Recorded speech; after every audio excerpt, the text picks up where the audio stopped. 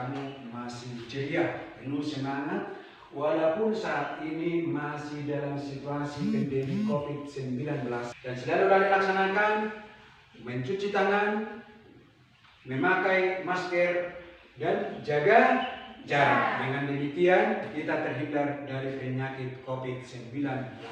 Nah, sekarang kita lanjutkan materi pembelajaran kita, yaitu mengenai bentuk-bentuk interaksi sosial.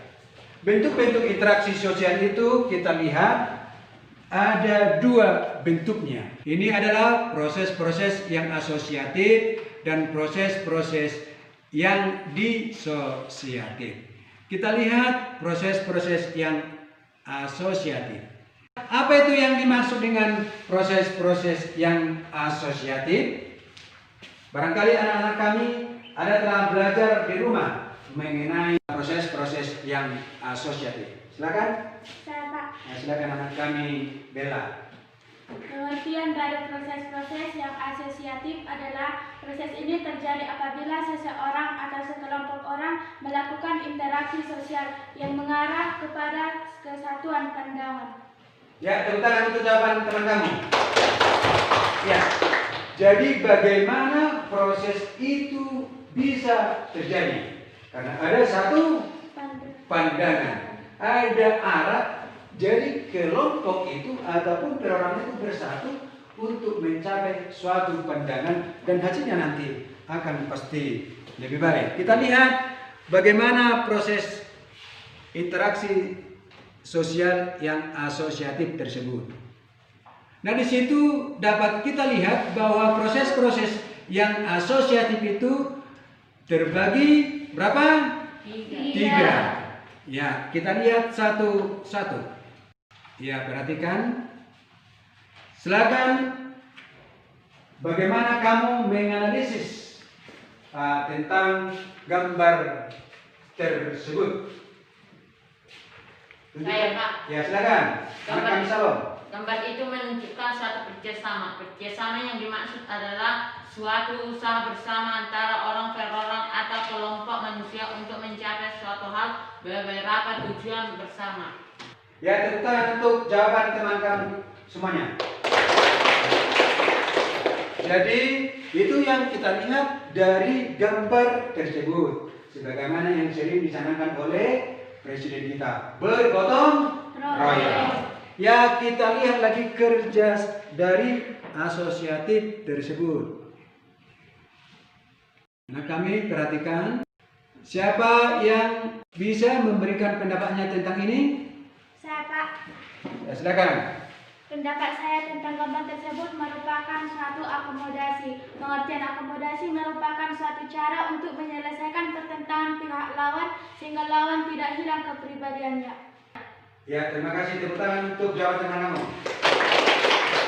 Nah, itulah akomodasi. Kita lihat yang berikutnya. Ya, silakan dianalisis bagaimana pendapat kamu tentang itu.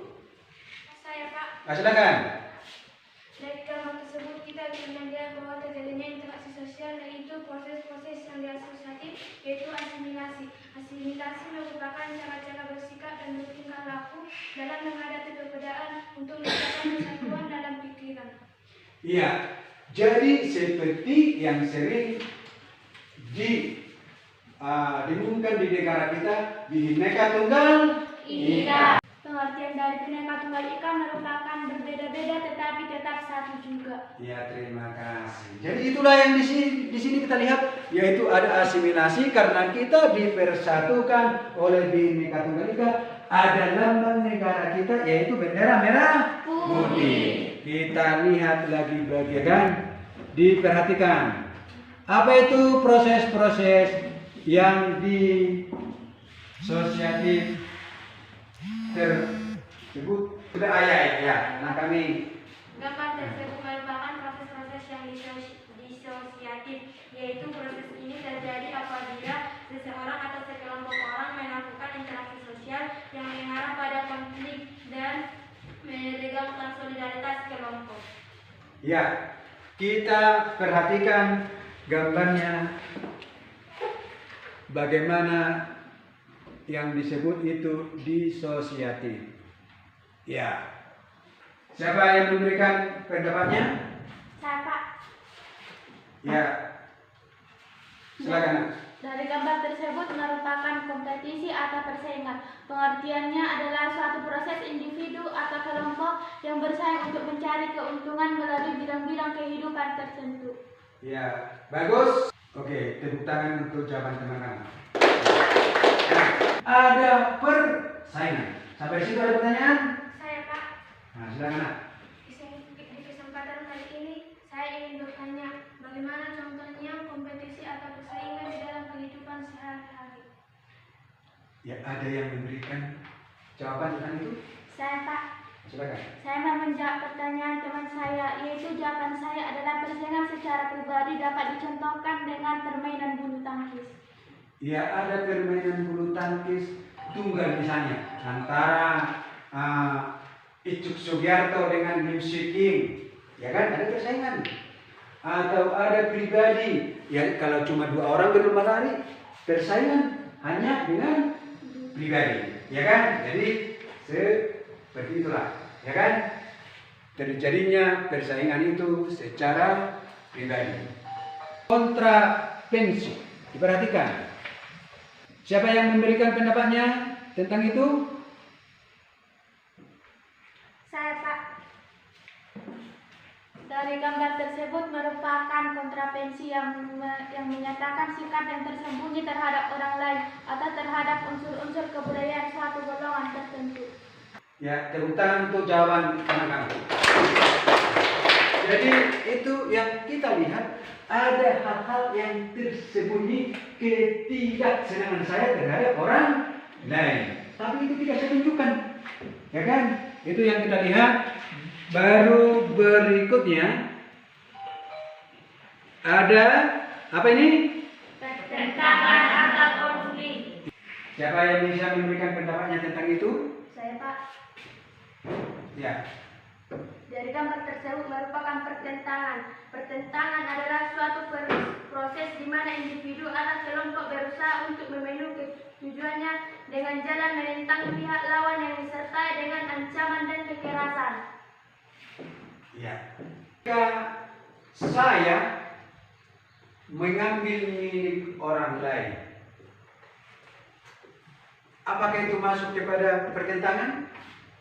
Iya. Saya ambil milik orang lain? Iya. Hah? Iya. Masuk? Masuk kepada pertentangan? Ya. Masuk ke tadi itu adalah pertentangan atau konflik. Nah, anak-anak kami, dengan demikian bahwa di dalam kehidupan kita sehari-hari, maka kita selalu mencoba dan berbuat yang terbaik terhadap sesama kita. Dirimu kepada yang lain. Jangan dia yang mencocokkan kepribadianmu terhadap yang lain. Tapi kamu mencocokkan supaya terjadi pertemanan, persahabatan. Sehingga terjadilah kehidupan yang rukun.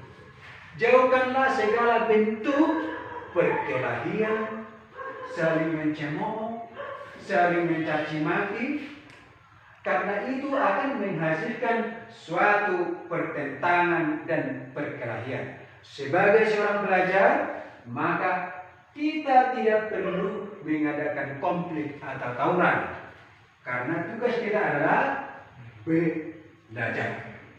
Walaupun di mana-mana sering kita lihat tawuran, maka kita tidak perlu mengikuti itu.